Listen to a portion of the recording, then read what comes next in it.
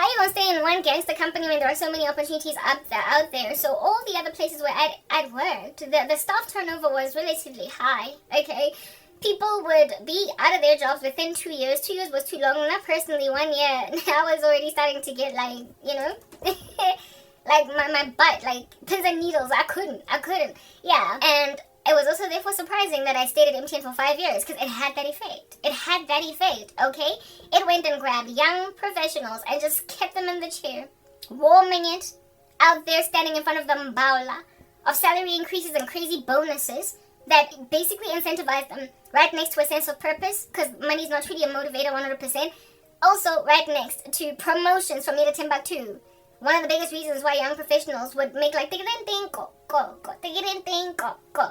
and just move from job to job was because you would be sitting there out here yawnfully waiting for your boss to realize that you need that promotion, and then they would hire some other rando to do the job that you have basically been trained all this time to take, and then you would apply outside in the wilderness, and somebody would be prepared to give you the job that your boss wasn't willing to give you with the requisite salary boost, so you would just move companies. So a lot of us moved companies to get promotions because it was hard to get promotions from inside. MTN, however, not on their watch. Nah. Like, you've been to Netbank, it's all good in the hood, we're not Netbank. You've been to Standard Bank, it's all good in the hood, we ain't Standard Bank. You've been to here, this, and the other, where it takes you 20,000 years to get a promotion, and even then you keep on getting passed out by people that you have trained in the job. When you come to Netbank, just show me what you can do. Dance around, hey, can you juggle? Can you do a trick? Can you do cartwheel on the floor? And so far as you can prove to me that you can do cartwheel, I give you promotion. And this promise, like proper, gets fruition. It's like, what? Like type of stuff that makes you put your hand on your mouth. That's a shock. People got promoted who got told they were promoted, and so far as you can show me a cartwheel, I'll give you the job. And you don't even have to have the same amount of years of experience as most people who have learned how to be ventriloquist artists. People who have learned to be contortionist artists at the circus, who are never mind doing cartwheels but backflips and all different kinds of other stuff and flying in the sky and twirling and swirling and even being a ballerina. Yeah, they have to do that much more, but you, with literally a fraction of that experience and a fraction of that skill, you will get their promotion. So it was this environment where young professionals were out here killing it with crazy, with crazy promotions after very short spaces of time, and it worked for MTN. It did. Listen, it is a model that I personally determined that if I'm going to start a company one day, if I'm going to be blessed by the Jesus on high, to ultimately succeed, to commence for myself some kind of an entrepreneurial endeavor, I am going to follow the model of MTN because it worked. I told myself I'm going to go and do MTN Zoo because look at how it grew. It grew precisely because it did not insist upon the bureaucracy and the red tape of insisting that you have, after getting your undergraduate degree, 10,000 years of experience before you can do a particular job. And so far as you can prove that you can do it, they put you in a job because at the end of the day, we need to get stuff rolling now. We need to get stuff moving. We need to go and move stuff from point A to point B. And if you can do it, sit in that chair and do it, brother. I'm not going to insist that you have ABC and 20 more other thing on the side so you can do it. I love that model. It worked. I saw it. I saw it in broad daylight live. Like as in Hollywood lights, camera, action. We're going live. Like a YouTube live. I saw it live. I saw how when you award people opportunities based on merit, when you award people opportunities based on proof of aptitude, you can do it, you've learned, proof of skill, when you have successfully with some kind of quantifiable matrix verified that someone is actually good at what they do, when you can see that somebody can do something and you give them the job in spite of the bureaucracy or the red tape of validating their qualifications or even their years of experience, you can actually fast track how quickly you deliver. And MTN did that. Why did they do that? Because when you are a starter, that's why I told myself that when I go and start a new business, so when I start my own company one day in the future, I'm going to do it. Watch me. I'm going to do it. And then you go and you trick me, stupid South Africa. You are dead. Like I said, you're like that woman that's sitting being eaten by hyena in the wilderness. You've been dead for a minute, so but you're in denial. Listen. Yeah. I told myself that once I start my own thing that I have yet to start commence, I'm not going to waste my company's ability to kill it, kick it, massacre it, because I am pedantic about lackluster things. Like, you have to have, at a minimum, this kind of honest level certification before I will even so much as listen to you, insofar as I've made observations of an ability to do as a thing. I was prepared to basically reverse engineer a person's qualifications in the sense that I will take you from the street insofar as you can show me that you can do cartwheels, okay? And then if at all I can see that you can do cartwheels because you learned them in your backyard, I'll take you to school.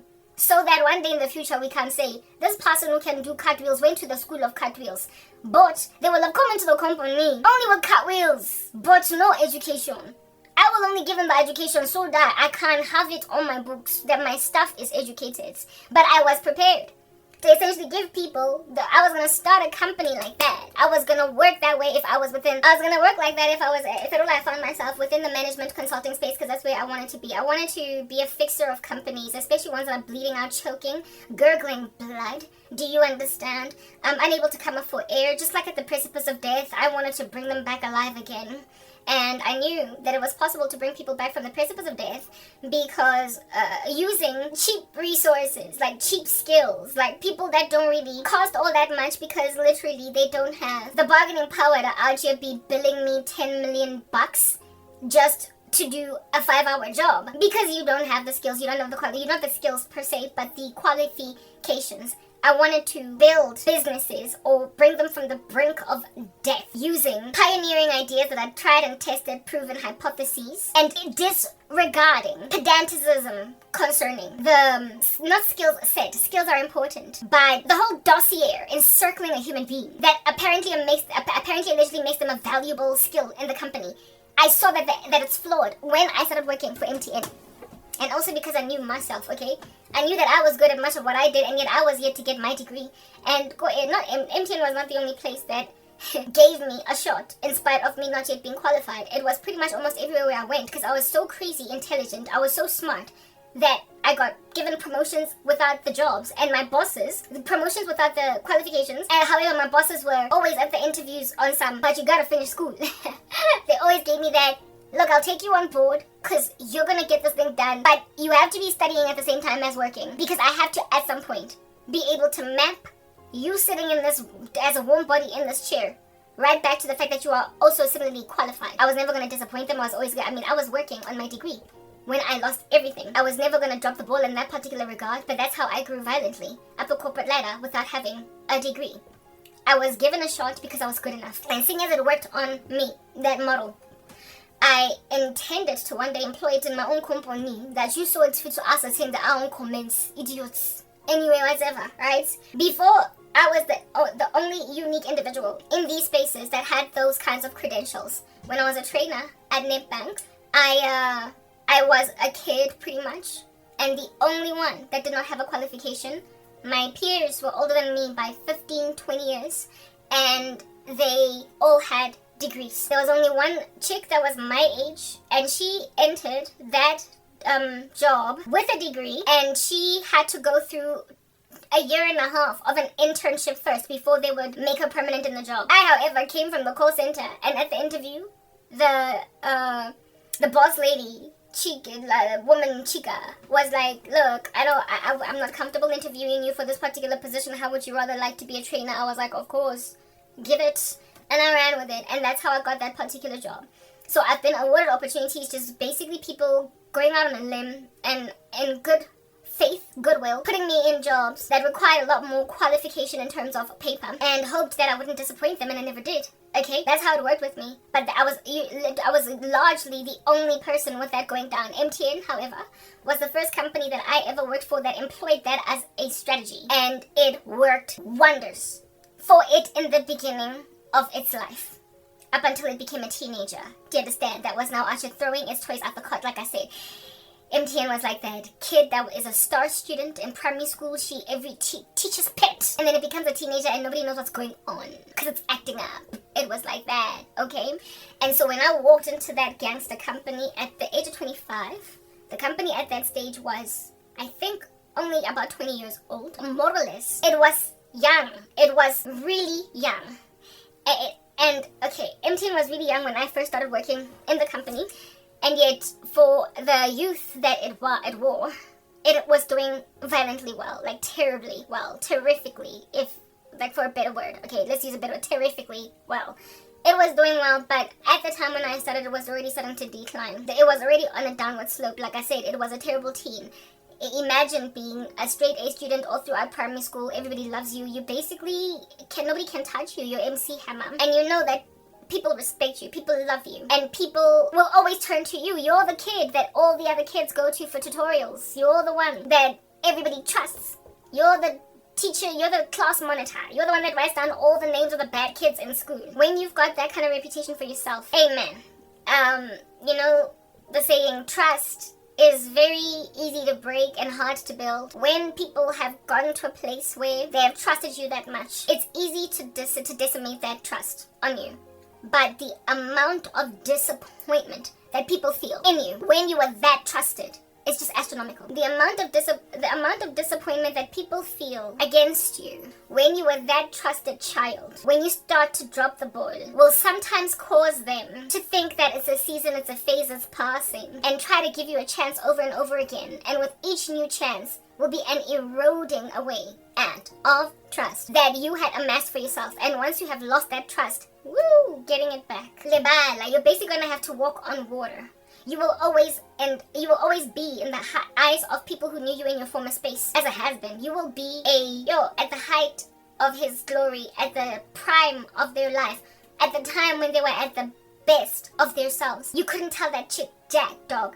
You couldn't tell that dude anything. Like, he was so good at what he did when he was at the height of his glory. The thing that he is today is just a fraction of what he used to be.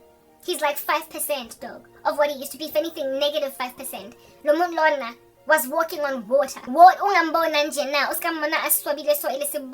He was a soaring bird in the sky. No one could bring him down. Maybe example ya wonke umuntu la emgaqweni. So ungambona nje na, usikamubona aswabile so. He was the best in the game at some point. I don't know about you, but anyone that is enduring that kind of has-been situation, angaziwa ningarepenti zinja, because it can't be fun to be spoken of like that.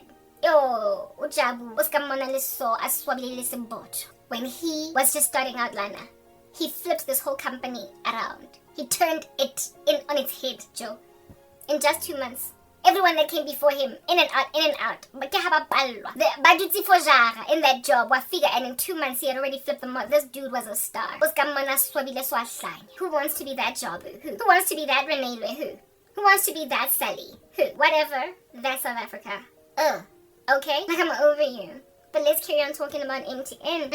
This company, when I first started working there, was on its way out. But just like a person that has established a great deal of trust amidst a people, when you start to drop the ball, they will make excuses for you because after all, you are the star kid. You're the class monitor. You're the one that writes down the names of all the bad kids when the teacher is on lunch or when the teacher goes to the ladies. So when you throw your toys out the cart, everybody blames who? When you start to throw your toys out the cart, they will say, is something happening at home, little Johnny? Is your dad beating you? Is your mom unfair? Is your older brother touching you in private places? Is your uncle harassing you?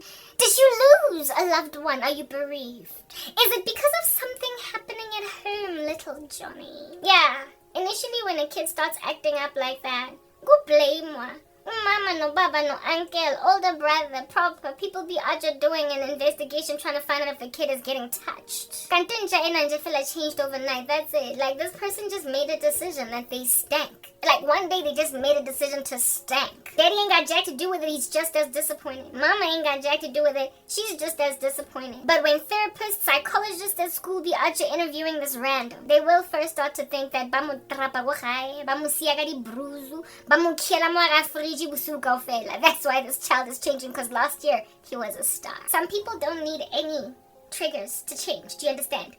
They just do. And I'm here to try and counsel individuals to do a different thing because I little by right. And among the things that transform you literally over like night, all y'all's dabbling with sorcery. You be out here gobbling holidays. Winter. But demons, they are gonna make you drop the ball on a reputation you established for yourself. Hey? Rolling with the homies. You pride yourself in having scroll after scroll after scroll in primary school. Blazer yahahu is littered. That is scroll. It's athletics, it's academics, it's debate. Go primary. You've done that at Stedford. You are that chick. You are captain of every team. Hockey, swimming, netball. Hi, Shem. And then you get to high school, swaba. What are you doing? Chill. Frame a blazer ya go primary because you will never get it in high school. You will remember those kids from Gandhi Square, hey? Vanderbilt. But the blazer, they're like the blazer of a woman that likes to hoard in the house. Scroll on the left and on the right. Everything. And on top of that, badge. So first is the scrolls that are sewn into the blazer. And then there's the silver lapels, the pins. Deputy head girl. Captain debate team. Lot like how when they go through a metal detector. And then at the dry cleaners, specific instructions as to how to clean this blazer, because after all it's got all those scrolls and you can't just with the washy blazer that's got many scrolls some any kind of way rough. So extra 100 rand to get this properly dry cleaned. When your kids got that kind of blazer in primary school. About looking at high school is about to fail. Hey, batson. How sheba? How ripwa? How sheba? How trapui? How trapiwi? How sheba? How namoto omowakan? How sheba? There's nobody giving this kid any kind of grief. It's just a decision that they've made to just lose all that cool.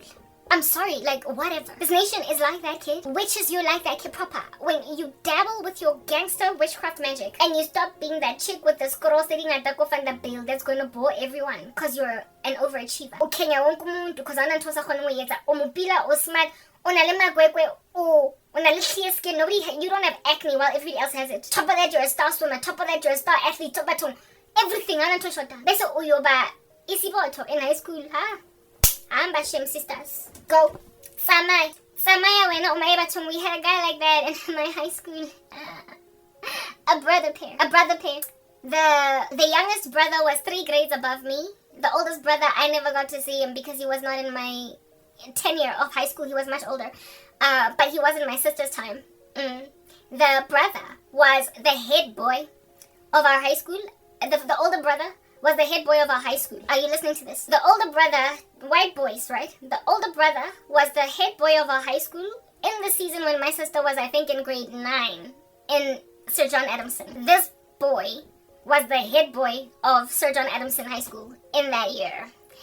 His younger brother was the deputy head when I was in grade 8. So they were older, these boys, right? When I was in grade 8, his younger brother was deputy head. So Ampor, head boy. Athletes. Do you understand? Now, when I was in grade 9, he was the head boy. When I was in grade 8, he was, I guess, the prospect for head boy or deputy head. Then I basically saw him in grade 8 and grade 9. Grade 8, grade 9, I had privy to this boy, right? My older sister, however, had privy to his older brother. She was privy to his older brother. To help you understand hore, batho ba itshwabisa kakakang. Go sena motho o mo sengeditseng. O ba ba sengeditseng. Academics, both kids. So, ka honors roll every term. Mabitso a bona na dula ntse bitswa ko top 20. I know the brother, that was a thing because my sister was perpetually privy to that, and my sister in and of herself was an academic. And I know that about the younger brother because I was in the younger brother's time and era, right? And the younger brother not only was perpetually getting called for academics across multiple subjects, but sports. That kid was so handsome. You know these American teen shows, the jocks, but they like, you know how typically good looking, like square jaws. I can't even think of one just based on an American show that I have seen, but just bo handsome, bo hectic, like the whole alpha male typical white boy jock look. Very muscular teenage boy, tall, like firm body. Rugby, it's giving rugby player, right? Type body. The brother was like that. But when you're a parent, and you've got sons like that, that's my dream, to have tall sons that are well built. But sons are all of South Africa, not South Africa, wherever I'm going to be staying, okay? But sons are kids, other Gen Alpha up and comings. My sons, yo, have you seen this guy? Yeah, those boys would cause any parent to be proud. Not only, they were not merely brawn, but they were brains too. They were South Africa's future. Do you understand? Those sons, that family was given everything. That mom and dad. There were no daughters though. I bet if there were girls, everywhere, because it was just it was such a good looking family. Here is this brother pair. Both younger brother and older brother are athletes. They're tall, they're good looking, they're academic. The older brother was the head boy of our school. The younger brother was the deputy head. They go on to matriculate by a Shiatina in high school, Abu Karabo. After the younger brother, who was in matric when I was in grade 9, matriculated, he was like 1 year or 2 years, maybe when I was like in grade 11. When I was in grade 11. So basically the younger brother had been out of high school for 2 years now. Hey guys, yes, things are said in these streets, yes. Drug overdose, passed away, older brother. Drug overdose, passed away, younger brother. 1 year after each other. First we heard about the older brother. Let's give them names, right? Let's say the one was Timothy. Let's say their surname was Van Niekerk, right? Timothy Van Niekerk and Mark Van Niekerk, right? Let's say Timothy was the older brother, Van Niekerk, and Mark was the younger brother, Van Niekerk, right? When I was in grade 11, we hear news coming to the school because he was a head boy. Stuff like this will travel. And my older sister also found out, even though she was already out of the country, found out that Timothy Van Niekerk passed away from a drug overdose. So sad. All you can think about was just how good looking, how tall, what a future for the country he was. And he was gone. At that stage, Timothy Van Niekerk was a what? Young adult. He was in his 20s. Remember, he matriculated when my sister was in grade 9. And then the brother matriculated when I was in grade 9. So he was perhaps maybe 23 at the stage, right? Drug overdose. His brother passed away the next year after him. And his brother was a good, 4 years younger than him. 4 to 5 years younger than him. So his brother essentially died maybe a year or 2 after high school. Like I told you, I was in grade 11. But both those boys died from drugs. Both of them passed away from drug overdose. What happened? The thing that happens typically to people that are so beloved and that are so popular, they can do nothing wrong, that are so used to basically getting accoladed and praised for everything, and then they don't watch themselves and they don't maintain themselves. The world will always gun for you when you are like that.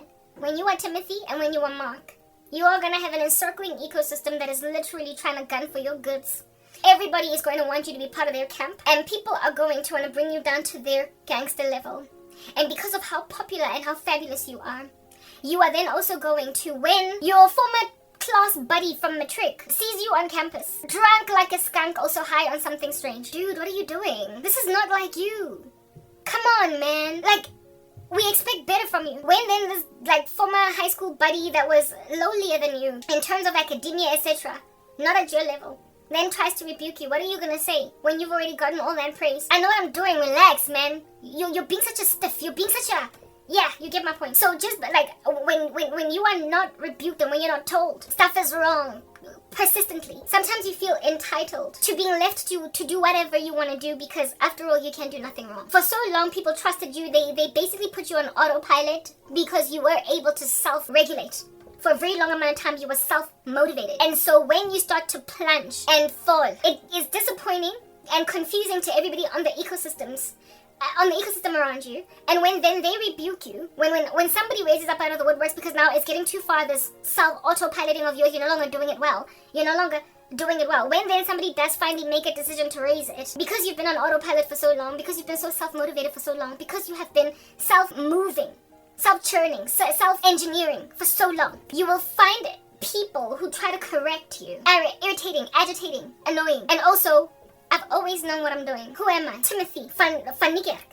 Who am I? I am Mark Van Niekerk, after all. I mean, you do know who I am, right? Go to my high school. I'm with head boys and deputy head boys in schools. They be actually putting your name down on those boards still. It's a brown zeborang. This is the head boy of 1999, head boy of 2001, head boy of whatnot. Yeah, go to my high school, you're gonna find my name on walls, please. Relax. But now in varsity, you've dropped the ball on your athleticism because you keep on taking drugs and alcohol, so your coach dropped you, and your academics are plunging, and you are partying too much, you're drinking it up a storm, and now you're dead from a drug overdose. Literally, those parents lost the stars of South Africa 1 year after the other. I don't even know how parents deal with that kind of tragedy in a house where you lose kids one after the other. I had an ex-boyfriend that passed away from a car accident 1 year, and 2 years later his sister committed suicide. One family, lose 2 kids, gone, just like that. That happened with these 2 kids. I bet if anybody went to my high school, they would know who I'm talking about. They were popular, they were well known. They would know when I say Timothy Van Niekerk, and Mark Van Niekerk. Mark and Timothy van Niekerk. They would actually be like, no, this is the real name of these people. It's this, it's this, and that. They would know who they are. It was a whole big fat prolific story back in the day. It was so tragic. It was so sad. It was so sad. And I was especially bummed about Mark because Mark was my deputy head. He was above me. When I was in high school, he was our deputy head boy. And he was very sweet, very kind, very all over the show, you know. He was just a great guy. He was nice. He wasn't cocky or uppity or whatever because of how awesome he was or whatever. And they died. Both him and his brother 1 year apart. Both him and his brother passed away 1 year apart from the same thing. You would imagine that after his brother died, Mark would, you know, I guess be like, oh snap, I lost my brother, this really sucks. Then stop doing drugs. Like, stop this heavy hard knock party life. But instead, they both went to eternity 1 year after the other. And I don't think it's a very happy eternity where they're at right now because of the way that they died, okay? It's unlikely that they were very serious about Jesus at the time.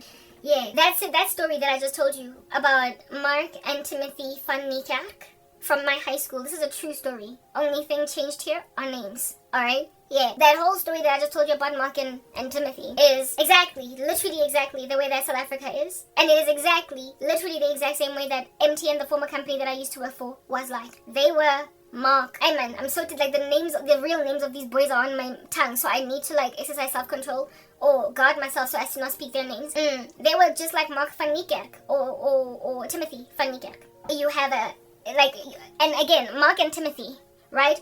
Both of them. This is self-induced. They did not come from abusive backgrounds. They were not, now that they were in varsity or early corporate careers starting in this country. Meet some abusive baboons that decided to traumatize these unfortunate souls so wretchedly that they would then mess up. They did not, South Africa, we haven't been in war for a very long time, right? We were fresh out of apartheid at that stage, so nobody was actually getting conscripted into any army, so it's not like they came back from Afghanistan like the American millennials, who now today out here be bashing their heads against walls because of all the blood they shed and all the trauma they experienced when they were overseas, right?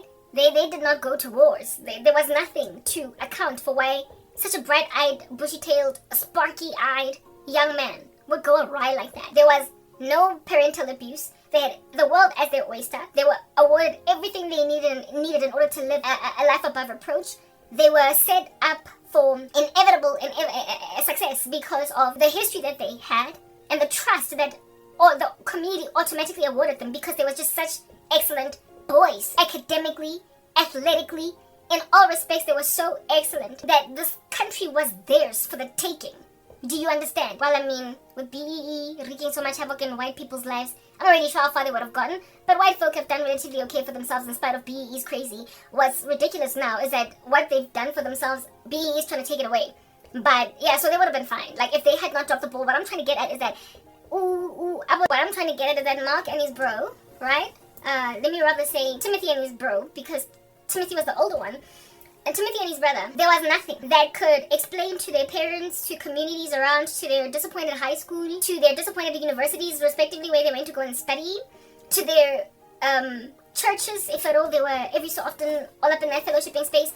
There was nothing that could account for why they disappointed everybody in that space. They disappointed everyone, and no one could be like 2 years before Mark died. He withdrew. 2 years before Mark died, something happened. I couldn't tell what it was. He was clearly unhinged, clearly disturbed. It was pomp, arrogance, bufast and buhektiki, and self-destruction, a masochism essentially, that destroyed them. It was entropy. It was a self-defeat. Do you understand? Because when you see lines of cocaine in front of you as your high school's head boy, your former high school's head boy, with several distinctions in matric, athlete, handsome, you're gonna go marry some very blessed woman, all that jazz. When you've got these things going for you, and all throughout high school you never touched a single drop of alcohol, all throughout high school you never touched a single pill of ecstasy, and then next thing somebody out here presents lines in front of you of cocaine. When you are that person, more so, are you carrying on your shoulders the responsibility to say, I know who I am, I know I'm special, I don't need drugs, I'm addicted to life. Remember that ad in South Africa? I know who I am. That little funny tin man. I know I'm special, I don't need drugs, I'm addicted to life. More so are you supposed to make like that Tin Man and sing I'm addicted to life. You know you're special, you don't need drugs. Because you are special, you are our head boy. You are South Africa's future. The whole country is like, maybe it was the pressure of being that caused them to fall apart in that capacity. Maybe it was the pressure of maintaining yourself as the best, really, that went to them, that got to their heads. But you see, once you get to a certain point, like once you get to a certain time in your life, all right, like after high school, such things should not be all up in your grill anymore, crawling up your skirt, right? So as a kid, you could feel a lot of pressure when your parents are out here looking at you to be the one that's going to take everybody out of poverty. But when you are now a young man, I mean, come on, you're already out of the woods, right? The woods of, am I going to make it? Am I going to crack into a job? Am I going to, right? You are now about to go and be a man in your own right and go start a family, right? Coupled with the fact that young Mark and young Timothy did not have family problems. It's not like they were the star student that was going to finish matric and then finish university and take their mom out of a shack. They were from a relatively I can't really say that they were well off, but it was like a middle class family, like all of ours. You know, my school was populated with middle class kids. It was a middle class school whose parents, if all these kids were not on scholarships, could certainly afford to pay for their school fees and whatnot. So they didn't have family problems, money issues, nothing that can, like I said, literally there is nothing that can enable somebody to sit down on and jot, you know, on a piece of like paper, elaborate bullet points, explaining, detailing the 5 steps that were embarked on prior to the crash and burn of said Timothy and Mark. There is nothing that one can identify and put down on a piece of paper as to what happened over there. We literally have no idea what Lomuntu just fell apart. Mamelang, when you're that dude and when you're that girl, yo, ain't nobody out to be owing you any compassion, mercy. Maybe we might feel sorry for you because you crashed and burned, and how great was your splat, how great was your fall. But when, unlike the kid that gets raped, and so that's why they withdraw and that's why they start failing at school. When, unlike that kid, you fall apart in spite of literally everybody tiptoeing around you. You are razor sharp the way that everybody gets rather cut by you. When you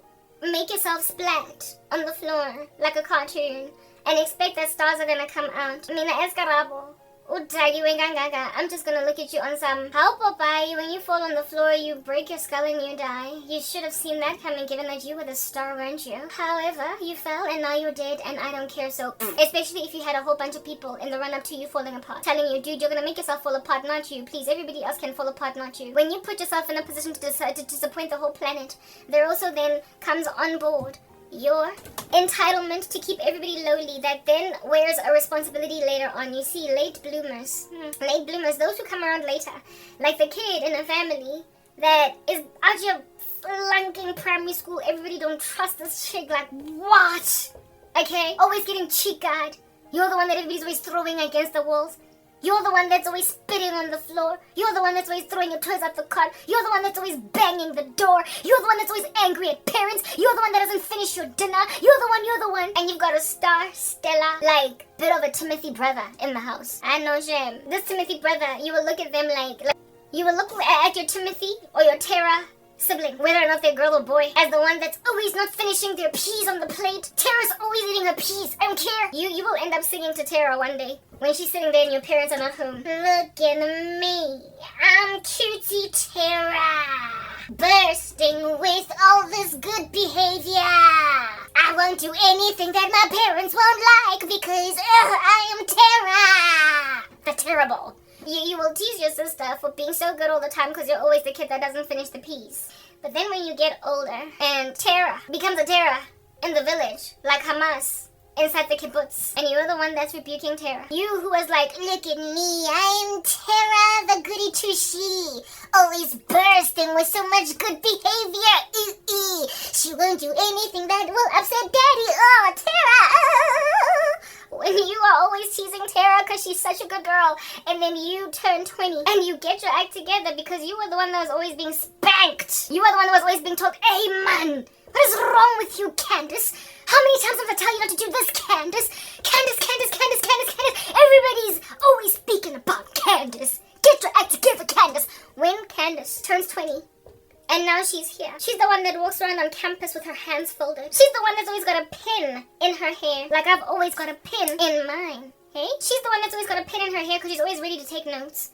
She suddenly woke up and decided to be serious, okay? Even though she wouldn't eat all her peas and couldn't stand Tara's goody two-shoe. Yeah, when Candace does a 180 and is always walking around with pens and pencils in her hair on campus and passes every subject, doesn't go to the parties, rejects the drugs, only drinks one Savannah and then goes to her dormitory because she has an early morning. When that becomes Candace and Tara's like, ah! Ah! Ayora! Ah! Ah! Ayora! Making like Sia, swinging on a chandelier, on a chandelier. She's swinging on a chandelier. She's at every party and she's out here sniffing rounds of cocaine every so often.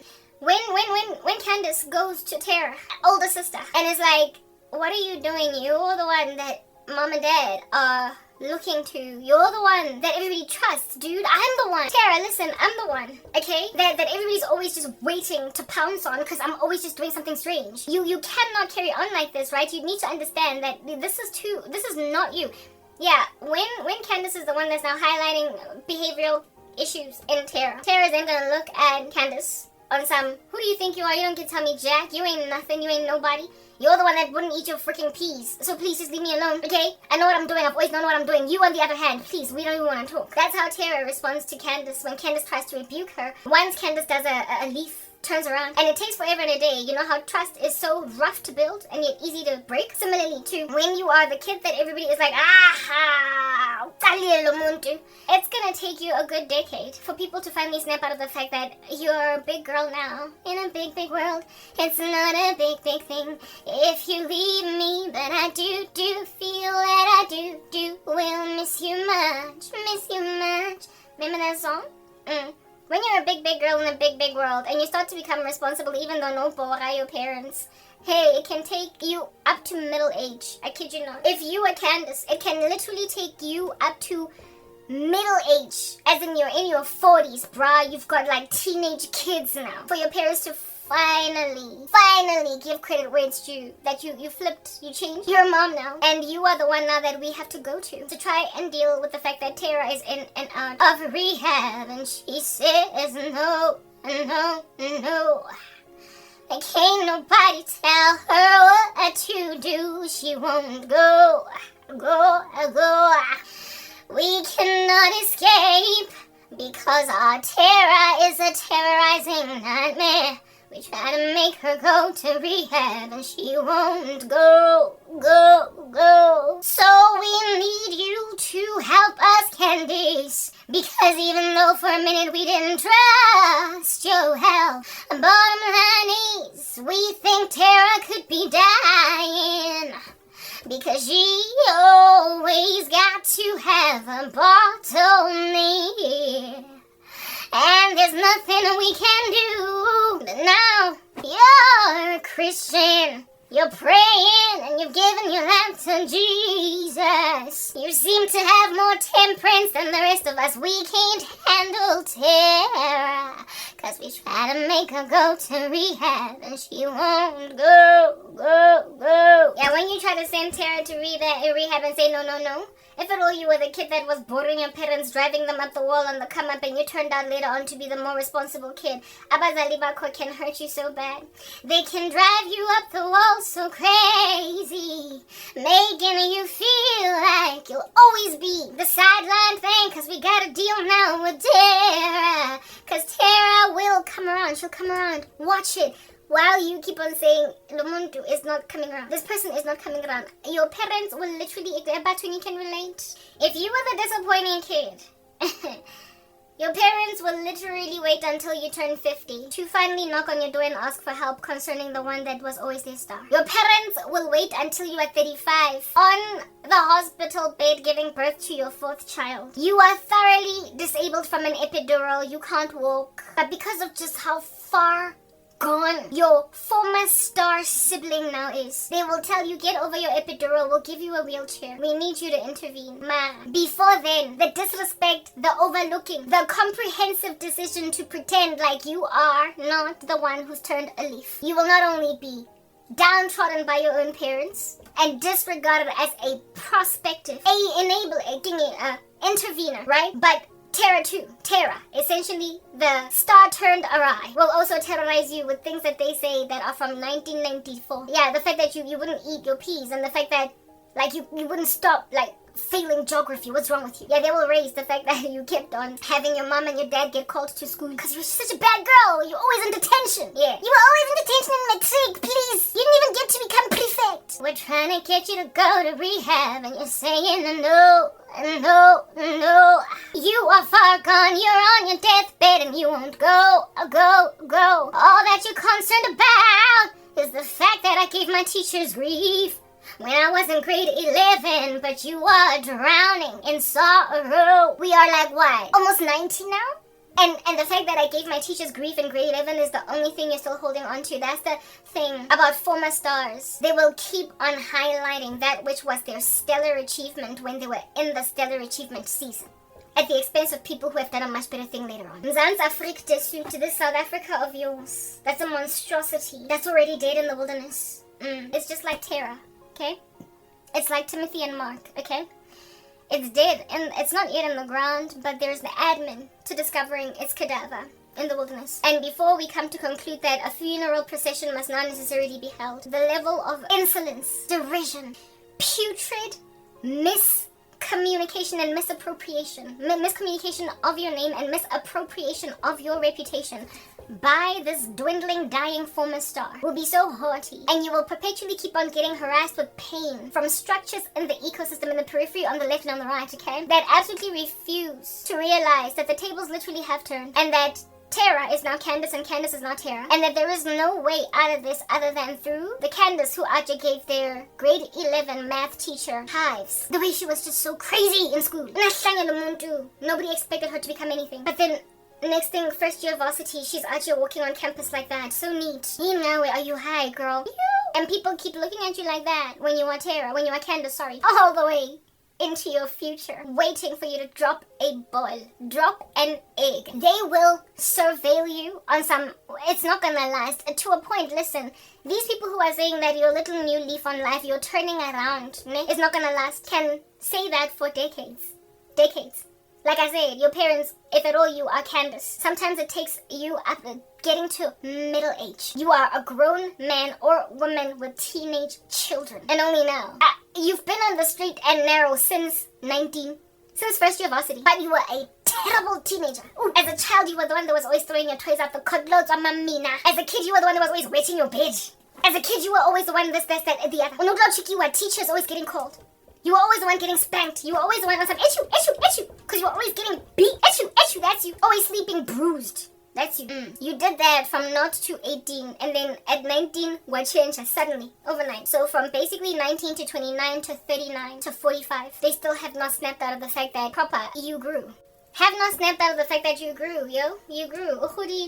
You grew. Like the song, you grew. It happens. And then you grew on time. You were able to be a responsible adult, even though you were a tiresome child. And you will forever be in the shadow of a sibling or siblings that your parents held onto for dear life. Like singing them Unchained Melody. Oh, my Terra, my beautiful, precious, most adorable daughter, I hunger for your achievement alone. A lonely time, cause I haven't seen it for 15 years now, and this time it goes by when I'm trying to get you to recover so slowly, and this time in it you've broken me so much, but I still think that you are my ideal child, and I need you to recover. Cause what's Candace and Renelo gonna do for me? Oh, my precious Terra, I need you to recover, baby. Godspeed your recovery and return you to me. Cause I can't trust Candace and Renelo sitting here. After all, they gave the geography teacher so much grief. I want you, not them. Come to me. Oh, my precious Terra, you got 7 distinctions in matric. Come to me. And these mama daddy pairs will be out just singing Unchained Melody to a kid that is 5 seconds away from the grave, if they don't embark on a very serious intervention by causing the undermining of Terra by his or her terrorized, ignored, disregarded, overlooked siblings. Because There is nothing that works better to correct a crazy older or a crazy much preferred child than to use the child that was the one that was set up for failure, supposed to turn up nothing, hollow note and ash, zero. When you use these zero children to show up the star kid that is now like Amy Winehouse, that has been getting told go to rehab, and she said no, no, no. Can't nobody tell me what to do. I won't go. Go.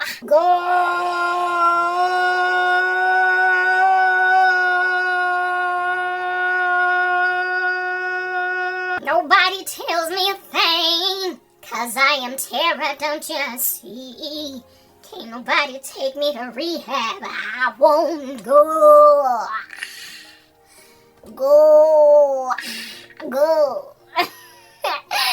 Yeah, nobody deals with Amy. They only join the 27 club, but for their undermined suite, their undermined conglomerate, the undermined caucus of disregarded souls on the left and on the right of the star performer. If you don't enable and raise up the undermined horde, just like Amy Winehouse, Tara will join the 27 club. Just like Timothy and just like Mark, Tara will join the OD club. Parents or structures of authority that don't quickly discipline a structure the way that they ought discipline it and award credit where it ought to be awarded can literally kill their favorite child simply because you're still looking at them as, look at Tara, she's like Sandra D, bursting with such great behavior. She won't go anywhere near anything I won't have her go near, so please love my Tara B.